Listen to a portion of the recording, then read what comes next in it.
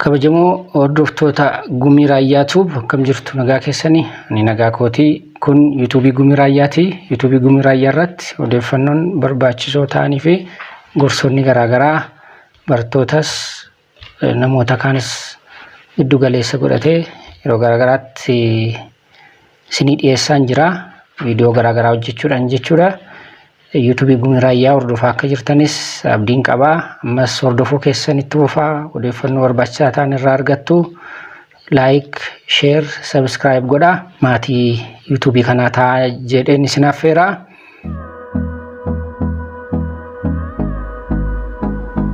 Guyyaa irratti immoo mata duree addaa qabadhee isinii dhiyaadheeraa. Dhimmi viidiyoon guyyaa irratti xiyyeeffatu qorannoo qoratame tokkoon isinii dhiyeessuu barbaade. Bu'aa qorannoo kana. Qorannoon kun kan qoratame xiqqoo tureera. Joornaalii International Journal of Language and Culture kan jedhamu irratti publish ta'eera. Isarraa guutummaa qorannoo kana argachuu dandeessu yoo barbaaddanii. Ani garuu cuunfee gabaabsee odeeffannoo barbaachisaadha jedhee isinii dhiyeessuun barbaada.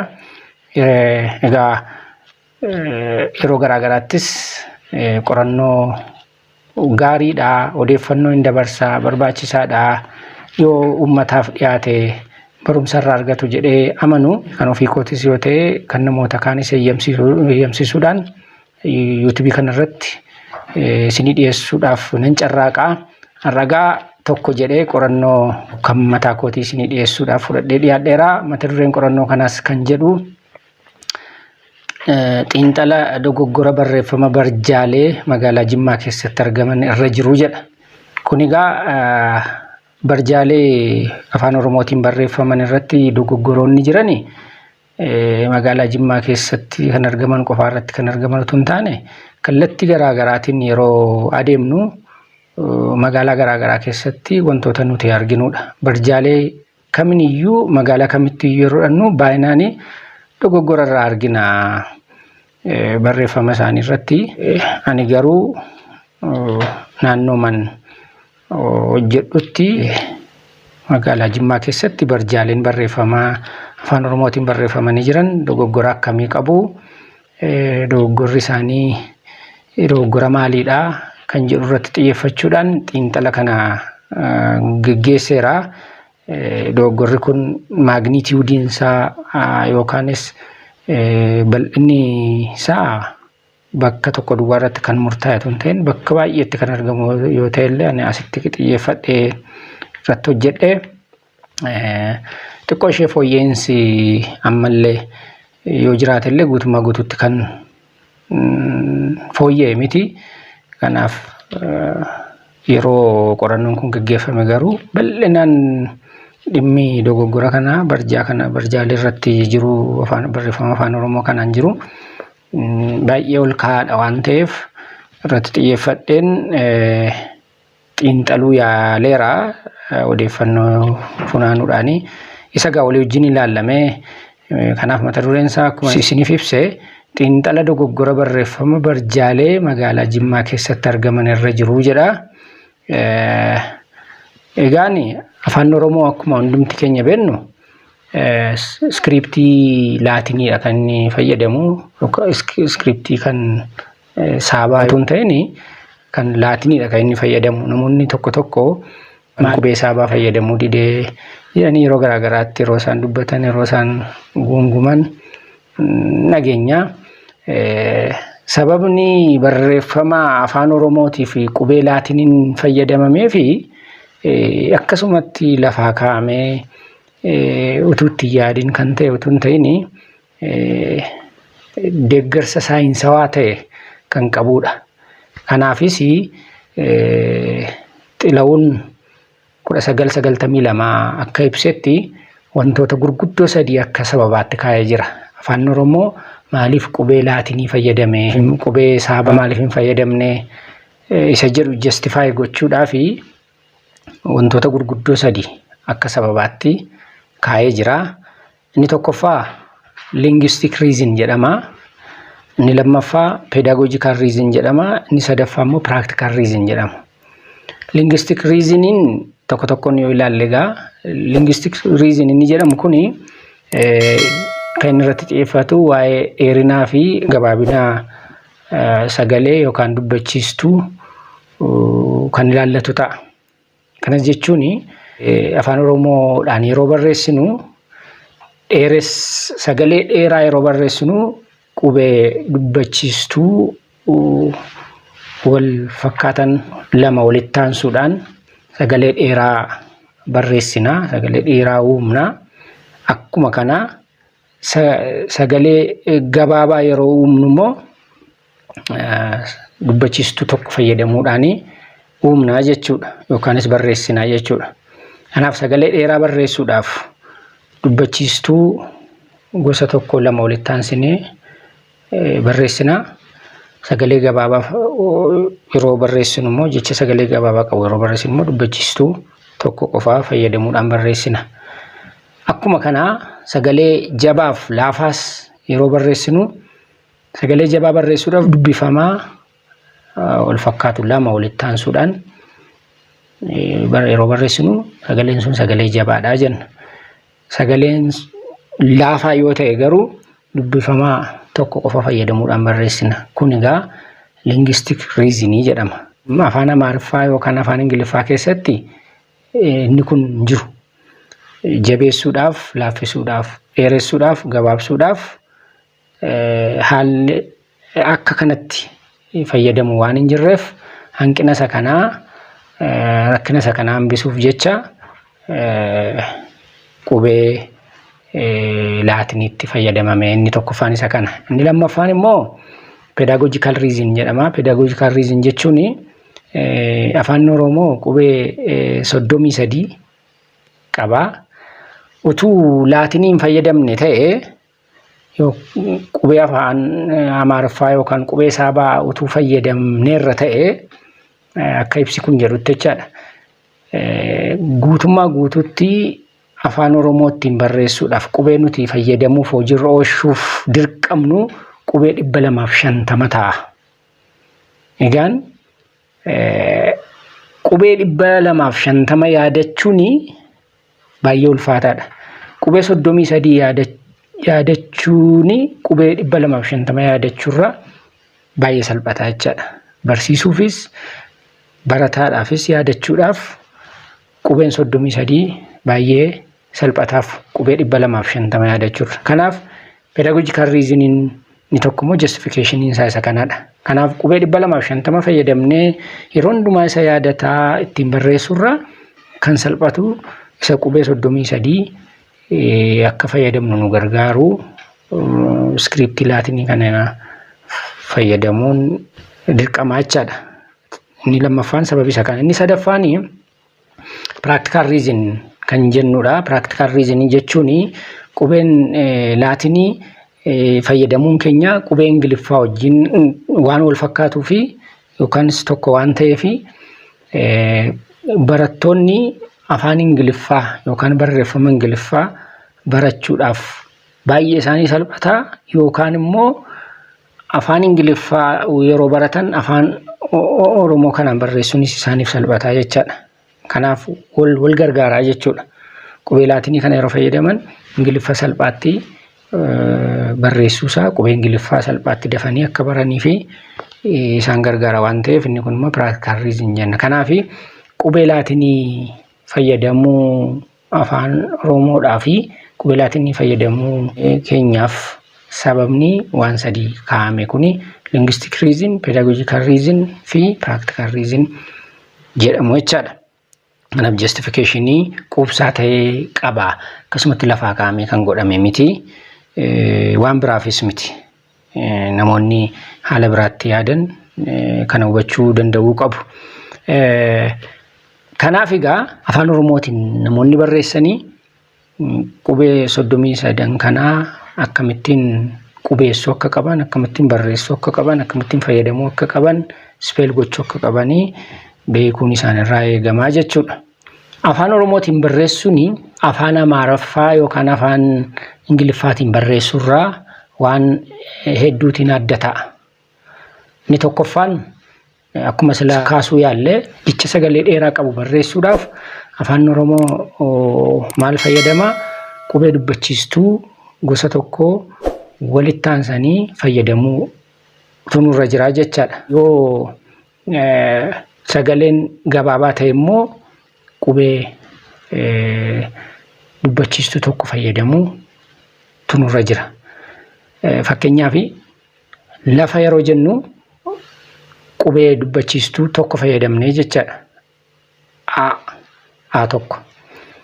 Lafa jechuun ground isa jennu yoo dheeressuu barbaanne garuu aadhuma sana sagalee sanaa qubee dubbachiistuu sanaa lama goone kan lamaaniin iyyuu laafaa jenna.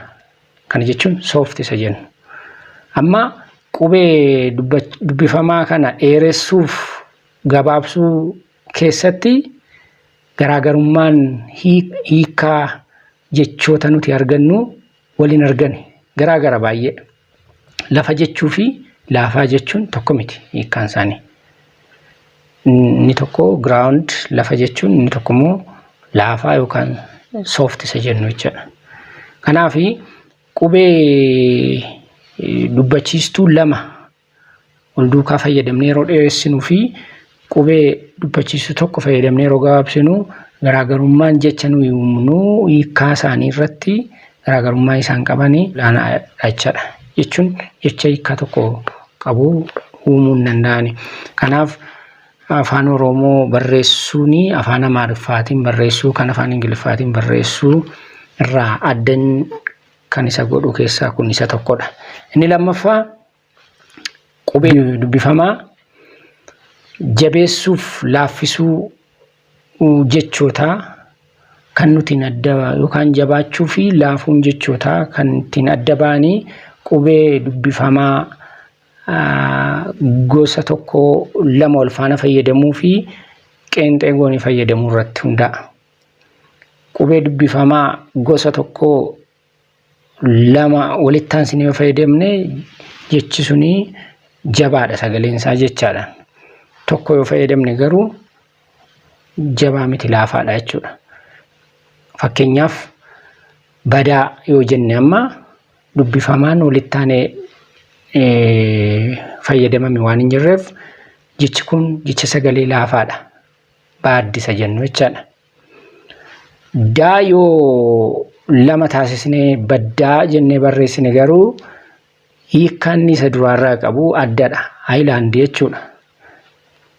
Inni silaa baad jechuudha. Inni kun haayilaandii jechuudha. Badaa baad. Baddaa haayilaand.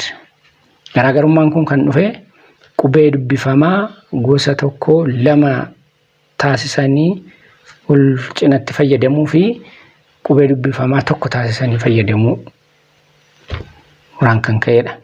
Inni kun afaan kan biraa keessa afaan Amaariffaa afaan Ingiliffaa keessattis haala kanan miti kan fayyadamamu. Kanaaf inni kunis afaan Oromoo adda isa taasisa. Inni sadaffaan ibsi maqaa afaan Oromoo keessatti yookaan afaan Oromoo yeroo barreessinu afaan Oromoodha yeroo barreessinu ibsi maqaa yookaan bamaqaatti aanee dhufaa maqaa yookaan bamaqaa sana ibsuudhaaf jechuudha. Afaan Amaariffaa yookaan Ingiliffaa keessatti garuu ibsi maqaa yookaan bamaqaa dura dhufa. Isa kana fakkeenyaan yoo ibsine nama gurraacha yoo jenne fakkeenyaaf afaan Oromoo keessatti nama inni jedhu maqaadha, gurraacha inni jedhu immoo ibsa maqaadha.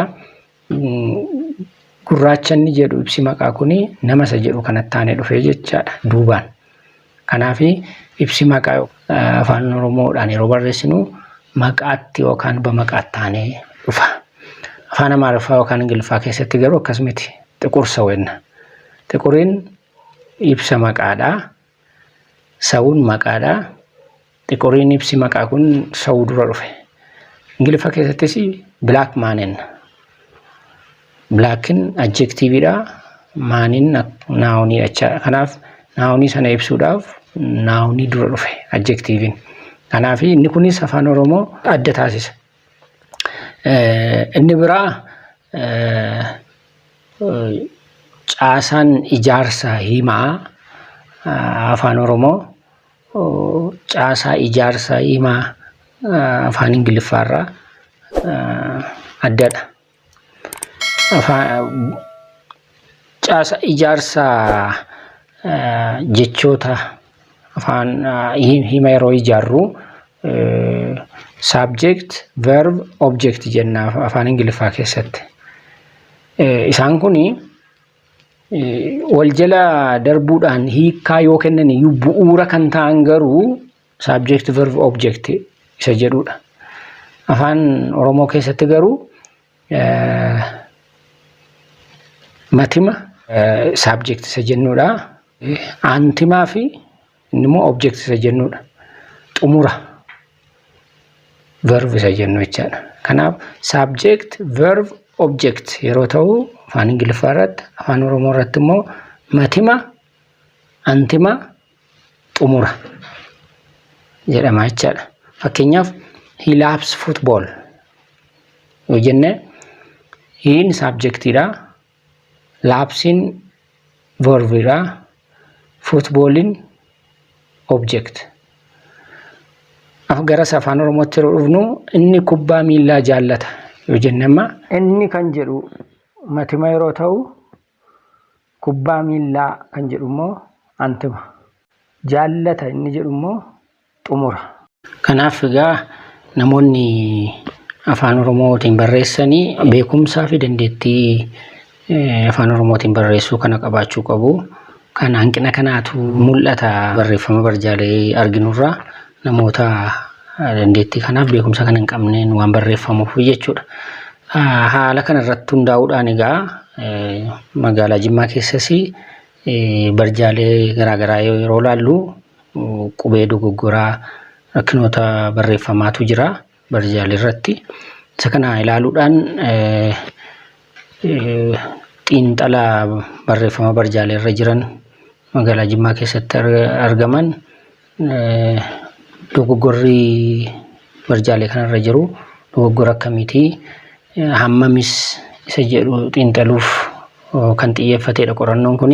Haaluma kanaan gaaffii lama deebisuu irratti kan xiyyeeffatedha qorannaan kun. Inni tokkoffaa gosoonni dogoggoraa barjaalee magaalaa Jimmaa keessatti argamanii maal fa'i? Dogoggora akkamii faatu jira isa jedhudha.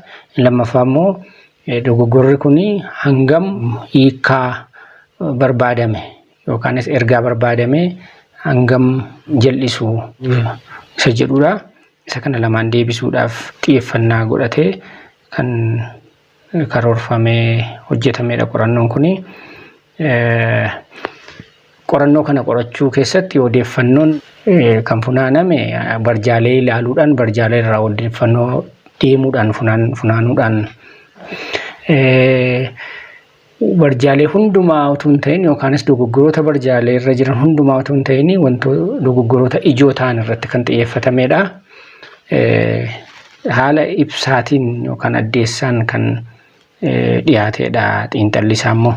Egaa walumaa galatti barjaalee irraa kan funaanamanii bifa gabateetiin kaa'uu yaaleera dogoggoroota ijoo ta'an jedhee kanan funaane isaaniin tokko tokkoon yoo kaase inni tokkoffaa barreeffamni barjaalee irratti ani arge dukkana qorichaa jedha. Jedhamuu kan barbaadame dukkaana qorichaadha. Iddoo qorichi kaa'amu kuusaa qorichaa iddoo qorichitti gurguramu jechuudha. Dukkana qorichaa dukkana jechuun dukkaana qorichaa jechuu barbaadameeti.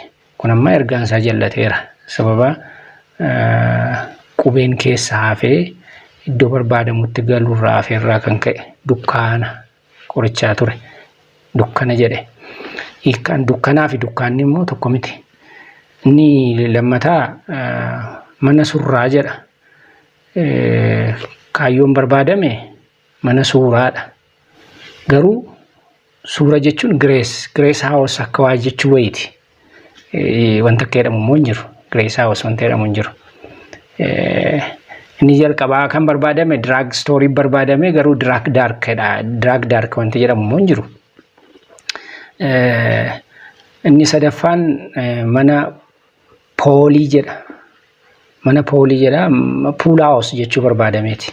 Garuu poolaawus poolii fi puuliin tokko miti. Dogoggora qubeedhaan kan ka'e akkeetti barreeffamee jira. Inni arfaffaan meeshaalee manaa fi biroo jedha. Wanti barbaadame household and office furniture kan jedhu ture. Garuu household and others furniture yaada jedhu qaba. Illee manni ittiin barreeffamee jiru. Kunis dogoggora hiikkaa barbaadame ergaa barbaadame hin kennine. Inni biraa mana rifeensa gammadaa jedha. Kan barbaadame gammadaa barber shop. Garuu immoo ergaan darbe immoo mana rifeensi kan gammadaa kan ta'e mana keessatti argamu. Rifeensumti isaa kan keessatti argamu jechuudha malee mana rifeensaa inni banate isa jedhu miti. Inni biraa mana qorichaa gammadaa jedha. Ammas asirrattis kan barbaadame gammadaas drug store. Mana qorichaa gammadaan banatee qoricha keessatti gurguruu jechuu barbaadameeti. Garuu qorichi kan gammadaa kan ta'e kan keessa kaa'amee jiru akka jechuu wayiiti. Dogoggora qubeetiini irraan kan ka'e ergaan garmalee jallatee jira jecha. Mana nyaata gammadaa kanan jiru egaa iddoo hundumaatti gammadaa jedhee jira tun ta'in barjaalee sanarratti anatu fudhate maqaa kooman ta'een ibsuu barbaadeen mana nyaata gammadaa jedha. Kas jechuun kan barbaadame asirratti gammadaa hotel yookaan immoo restaurant jechuu barbaadameeti. Garuu hiikkaan jal'ate maal jedhaati kan gammadaa kan ta'e kan keessa kaa'amee jiru yookaan gammadaa nyaata isaa fidee kan keessa kaa'ate akka jechuu wayiiti. Inni biraa qoricha dukkaanaa jedha. Kun immoo bakka wal jijjiiruu maqaa fi ibsa maqaa. Dukkaana qorichaadha. Sila qoricha dukkaanaa jedha. Misplaced of adjective isa jennuudha inni kun. Drug store jechuu barbaadameeti garuu isa kanarraa jallateera. Mana nyaata addaa jedha. Cultural food house jechuu barbaadameeti. Garuu hiikkaan isaa maal jedhaa? Special food house. Garuma barbaadamnetti garuma yaadamnetti namooti kana hubachuu dhiisuu danda'u. Amma namoonni waa'ee afaan Oromoo seeraan hin beekne warri barreessanis warri dubbisanis garuu seeraan hin beekne amma kana magnituudiin isaa hiikkaan isaa amma kana jallatee hiikkaan barbaachisne kenne jedhanii yaaduu dhiisuu beekuu dhiisuu danda'u. Garuu namoota dhimma kana beennuuf hubannuu fi wanta achirra kaa'ameef wanti kaa'amuu barbaadame garuu waliin argu. Inni ittaanu fakkeenyaaf mana foon kiristaanaa jedha. Mana foon kiristaanaa. Wanti jedhamu barbaadame butcher's shop where Christians buy meat from. Garuu wanti jedhame maalidha? Foonumti kan kiristaanaa kan keessatti argamu jechuudha malee mana foonii lafa kiristaanonni foon keessaa bitatan isa jedhu miti akkaataa amma kaa'ame kanatti jechuudha. Inni biraa mana huccuu hodhaa. Amma sakamtu sakamiin ibsaa sakamtu sakamiin dura dhufee ibsu qaba. Yeroo tokko ibsi maqaa walittaanii yoo dhufee ibsi maqaa tokko ibsa maqaa isa tokko ibsuudhaaf gargaara. Garuu duraa duuba isaanii beekuutu nurraa eegama. Maqaa duwwaa miti kan inni ibsu waan ta'eef. Mana maaliiti? Duraan dursine mana hodhaati manichi. Maaltu immoo hodhama achitti isa jedhudha gaaffiin ittaan. Huccuutu hodhama. Kanaaf ta'uu kan qabu mana hodhaa huccuudha malee mana huccuu hodhaa miti. Isa kam dura dhufee isa kamiin ibsa. Kanaaf hodhaanii mana ibsaa. Huccuun immoo hodhaa ibsa. Orderiinsaa mana hodhaa huccuu ta'uu qaba. Misplaced isa jennuudha. Rabsa biraa jedha. Kan jedhamu barbaadame distributor of beer. Asirratti garuu hiikkaan qabu amma kuni rabsa biraa hiikkaan qabu. Raabsaa biiraa jechuu qaba ture. Raabsaa biiraa. Inni 13ffaa mana daabboo isa jechuu barbaadameetu mana daboo jedhame mana daboo. Waa'ee jabaa laafaa akkamittiin afaan Oromoo keessatti uumamaa dheeraa gabaabaan akkamittiin uumamaa jedhu kaasnee ilaalleerra. Namoonni barjaas haa ta'u waan garaagaraa afaan Oromoodhaan barreessuu barbaadanii seeraan barreessuu barbaadan beekumsaa fi dandeettii afaanichaa qabaachuu qabu kan jenneefis kana. Akkamitti gabaabbata, akkamitti dheerata, akkamitti jabaata, akkamitti laafasa jedhu beekuu qabu dursanii. Kanaaf rakkinoonni amma kakaasne kun kan isaan dhufan wallaaluurraa kan ka'e natti fakkaata. Inni dhumaa baay'ee kan nama ajaa'ibsiisuu fi kan nama kolfisiisu hojii hojjetameedha waan argameedha waan ta'eef kaasuun dirqama koodha. Baga nagaan dhuftanii jedha. Wanti barbaadame welcome jedhu baga nagaan dhuftan isa jedhu barbaadame garuu baga dhiifama naa godha garuu baga dhufuu baga nagaan dhuftanii jechuudha. Baga nagaan dhuftan jechuun amma namni kana barreesse amma kana hiika amma kana ta'e daayivarti godha jedhee yaaduu dadhabuu beekumsa isaa dhabuurraan kan ka'e garuu waliin argu wanti yaadameef wanti godhame waliin argu. Kanaaf walumaa galatti yeroo cuunfinu asirraa maal argine maaltu cuunfama reessa jedhu yeroo laallu odeeffannoon barjaalerraa funaanaman kun kan isaan agarsiisanii qubeen iddoo jechoota baay'ee keessatti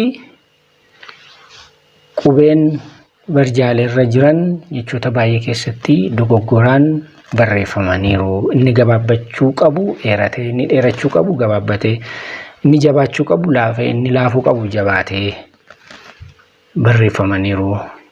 Inni lammaffaa kanarraa kan ka'e immoo hiikaan jechootaa fi hiikaan gaalee yookaan hiikaan himaas haa ta'u kanarraan kan ka'e tootaalii garan barbaadametti jijjiirameera. Inni sadaffaa ibsoonni maqaa himootaa fi gaalee keessatti fayyadamanii baay'een isaanii bakka isaanii malee galaniiru. Misplace ta'aniiru. Bakka galuu qaban waan ibsuu qaban irraa fagaatanii bakka galuu hin qabne galaniiru ibsoonni maqaa. Sila kaasneerra bu'uura akka ta'uuf kaafne sila yeroo jabaatu maal ta'a, yeroo laafu maal ta'a, yeroo dheeratu maal ta'a, yeroo gabaabbatu maal ta'a. Ibsi maqaa eessa galuu qabaa afaan Oromoo keessatti isaa maaruuf. Ibsa maqaa kana iddoo malee kan galchanii fi sababi isaa maaliif yoo jettanii yoo yaaddanii fakkeenyaaf inni yaadi kaa'amee jiru inni ittaanu maal jedhaa baay'een gaaleen barjaalee irra jiraniif himoonni barjaalee irra jiran baay'een isaanii haalli isaan ittiin barreeffaman kan isaan agarsiisanii kallattiidhumaanii afaan Amaariffaarraa gara afaan Oromootti hiikaman malee afaanuma Oromootiin yaada isaatiin kan barreeffaman seera isaa eeguudhaan kan barreeffaman miti. Kallattiidhumaanii hiikamuu isaanii immoo kan agarsiisu fakkeenyaaf ibsi maqaa haalli isaan itti fayyadamaman barjaalee irratti haala afaan Amaariffaarraa waan hiikaman fakkaatuttidha. Sila dubbanneerra xiqursa'u yoo jedhee ibsi maqaa afaan Amaariffaa keessatti maqaa dursee dhufa. Afaan Oromoo keessatti garuu nama gurraacha yoo jenne nama kan jedhu taane ibsi maqaa inni gurraachi jedhu ibsuudhaaf dhufa. Garuu ibsi maqaa afaan Oromoo keessattis maqaa dursee akka dhufutti barjaalee irratti kan barreeffamanii kallattii maan isaa afaan Amaariffaarraa hiikaman ta'uu isaa kan agarsiisudha. Namoonni kana barreessanis gara sanatti malee gara afaan Oromootti bal'inaan kan beekumsaaf dandeettii qaban akka hin taane hubatama. Yeroo baay'ee namoonni afaanuma Ingiliffaa waan beekanii fi afaan Oromoos haaluma sanaanii beekumsuma Ingiliffaa fayyadamuun qubee Ingiliffaa waan beekaniif isatti fayyadamuudhaan afaan Oromoo barreessuun waan danda'amutti fakkaata. Garuu bu'aansaa rakkinoota amma kaasnee fida waan ta'eef kanaaf egaa haalli nuti argine haalli barjaa irratti rakkinooti dogoggoroonni uumaman argine intentionally for stylistic purpose miti. jechuun ergaa addaatti dabarsuuf kaayyoo addaatiif kan uumaman utuu hin ta'in dogoggoruma akkuma sirriitti yaadamanii sirrii jedhamanii barreeffamanidha. Kanaaf ergaa yaadamee garan barbaachisnetti jijjiiraniiru. Namoota afaan kana hin beekne haala dogoggoraatiin waa'ee afaan kanaa waa'ee barreeffama afaan kanaa akka isaan hubatanis kan karaarraa jallisuudha. Haalli barreeffama barjaalee akkasiin barreeffamanii kun nama afaan Oromoo hin beekne kallattii manachirraa fudhachuudhaan itti fayyadamu haala dogoggoraatiin akka inni barreessu akka inni hubatu akka inni fudhatu kan taasisuudha. Karaa dogoggoraarra kan nama geessuudha jechaadha. Kanaaf walumaa galatti dogoggoroonni barjaalee irraa qorannaa kana xiyyeeffannaa qorannaa kanaatiin dogoggoroonni hubatamanii kan isaan agarsiisanii haalli dogoggora sanaa baay'ee ol ka'aa akka ta'ee fi afaanicha irratti illee dhiibbaa gaggeessuu akka inni danda'u kan agarsiisuudha walumaa galatti. Kanaaf maaltu ta'uu qaba? Biiroon Aadaa fi Turizimii dhimma kana irratti xiyyeeffachuu qaba, irratti hojjechuu qaba. Namoota barjaalee kana irratti fayyadaman akka isaaniif dhaabamu akka isaaniif barreeffamu barbaadan duraan dursanii namoota afaan kana beekan namoota ogummaa kana irra jiran barsiisotas haa ta'u akka isaan quunnaman akka isaan ilaalchisiifatan utuu isaaniin cheektiin ta'inii kan dhaabamne gochuu irratti hojjechuu namoonni afaan kana beekan dandeettii isaa qaban ogummaa isaanii ta'ee dhimma kana irratti akka hojjetan namoonni bizineesii kana irratti barjaa dhaabsifachuudhaaf karoorsan illee duraan dursanii namoota afaan kana beekaniin akka ilaalchisiifatan gochuu irratti Biiroon Aadaa fi Turizimii irratti xiyyeeffachuu qaba. Namoota afaan kana hin beekne garuu immoo yaalii garaagaraa irratti hundaa'uudhaan dandeettii afaan Ingiliffaa qabaniin sabuma sanaatiin isa kana barreessuu nan danda'a jedhanii yaadanii Biiroon Aadaa fi Turizimii namoota akkasii fi utuu eeyyamuu dhiise gaarii. Namoonni bizineesii akkasii irratti bobba'an illee even eeyyama Aadaa fi Turizimii irraa ga'umsi isaanii ilaalamee eeyyama namoota kennamuuf ta'uu qaba. Kana ala namoonni dandeettii hin qabne lafumaa ka'anii akka barreessaniif eeyyamuufiin gaarii miti. Inni biraa utuu danda'ame oofisiima tokko dhimma kana irratti kan xiyyeeffatu Aadaa fi Turizimiidhaanis kan hoogganamus haa ta'u kan biraanis haa ta'u oofisiimti dhimma kanaa barjaaleen kamiyyuu magaalaa keessatti dhaabbatanii afaan Oromootiin barreeffamanii oofisii kana jala akka darban ogeessi oofisii kana keessa kaa'amee ogeessaan ilaalamanii oofisii kanan cheek ta'anii akka darban utuu gochuun danda'ame rakkinoonni kun hir'achuu danda'u. Inni biraa immoo namootuma dhimma kana irratti bobba'anii barjaa kana barreessuu irratti bobba'anii yeroo dheeraaf hojjetaa turan awareness creation training rakkina akkamii akka uumaa jiru namoonni kun akka hubatan yoo danda'ames leenjii gabaabaa kennuufiidhaan akka isaan sirreessuu danda'an beekuu danda'an yoo gochuu hin danda'ama ta'e gaariidha. Trainingiidhaan sirreessuu hin danda'amu taanaan jarri kun hin danda'an taanaan akkatti fufan gochuun sirrii miti. Leenjiidhaan yaaluun garuu hin danda'ama. Walumaa galatti garuu Aadaa fi Turizimiin Oromiyaas magaalota garaagaraa keessatti barjaalee afaan Oromootiin barreeffamanii jiran kana observe gochuudhaan ilaaluudhaan rakkinoota uumamaa jiran kana akkaataatti dhaabsisuu danda'u. Furmaata gara fuulduraatiifis akkaataatti fiduu danda'u irratti xiyyeeffatee utuu hojjete namoota dhimmi isaa laallatu wajjin kolaaboreet gochuudhaan utuu hojjete gaariidha. Sababiin isaa dhimmi afaan Oromoo dhimma eenyummaa uummata Oromooti waan ta'eef jallatee barreeffamuu qabu. Dogoggoraan hiika dogoggoraa kennuu qabu. Haala dogoggoraanis hubatamuu qabu. Xiyyeeffannaa guddaan itti kennamuu qaba kan jedhudha. Walumaa galatti egaa qorannoon barjaalee irratti yookaan dogoggora barjaalee afaan Oromoon barreeffaman irratti hundaa'uudhaan qoratame kun kana fakkaata. Bu'aan isaas kana barumsa akka irraa argattan abdiin qabaa. Namoonni qaamni dhimmi isaas ilaallatus iddoo hanqinni jirutti akka hojjettan wanti hojjetame tokko ni jira mul'ata gaariidha fooyyeensi jira. Ammallee taanaan garuu bakka baay'eetti rakkinoonni kun inuma mul'atu irratti hojjechuun barbaachisaadha. Qaamni dhimmi isaa ilaallatu hundumtu kallattii barbaachisuun dhimma kana fooyyessuudhaaf irratti hojjechuu qabaa jedha. Walumaa galatti qorannoon ani isinii dhiyeesse kanarraa kana fakkaata. Yeroo itti aanuttis qorannoo biraa isinii fudhadhee dhiyaadha. Kan koosa ta'u kan nama biraas eeyyamsiisuudhaan isiniin jedheera. Barbaachisaadha, dhiyaachuu qabaa, namootaaf hubannaa qabaa, kennaa irraa barachuu danda'u jedhee kanan itti amanu filuudhaan isiniin dhiyeessaa. Isinis yaada keessan irratti kennuu dandeessu, koomentii gochuu dandeessu.